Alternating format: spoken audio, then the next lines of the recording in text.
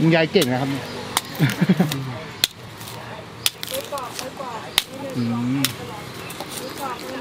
ครับยังคล่องอยู่เลยอ่ะถ้าปอกจริงผมว่าน่าจะเป็นวันเป็นร้อยนะครับปอกได้อยู่สบาย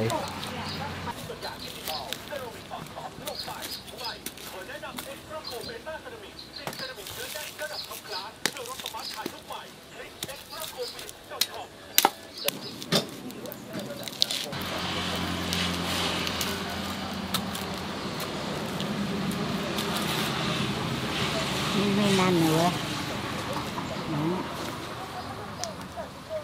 นี่ไปอึ้งหน่อยยังไม่ได้อะครับไม่ได้ถ้าได้นี่เหมือนปอกส้มอะครับพวกลื่นออกมาเลยถ้ายังขั้นไม่ได้เนี่ยก็งัดไม่ออกเหนียว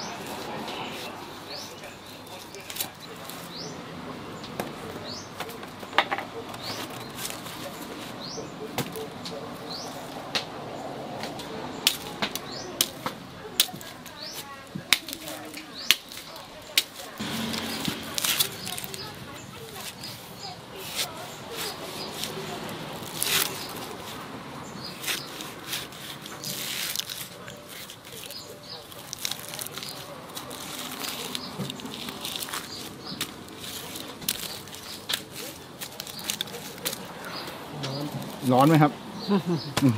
ร้อนปอกเย็นก็ไม่ได้ปอกเย็นก็แห้งแล้วก็คือว่ามันพอมันเย็นมันก็ปอกยากแข็งเหมือนเดิมไม่ค่อยออกไม่ออกด้วยงัดเนื้อไม่ออกอ่ะร้อนไม่ออก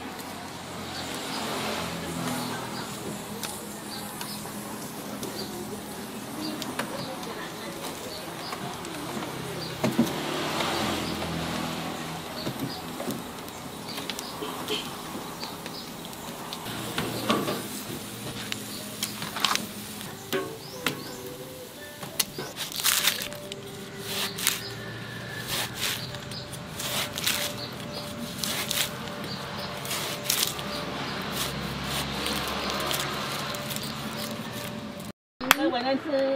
อทีเดียวก็วันนั้นคิดพิเศษให้ฉันน่ะโอ้เนี่ยไม่ค้างขายวันต่อวันไปแล้วเขาไปช่วยโฆษณาให้ต้องใจคัดคมจังเลยนี่ยังทื่อแล้วนะเนี่ย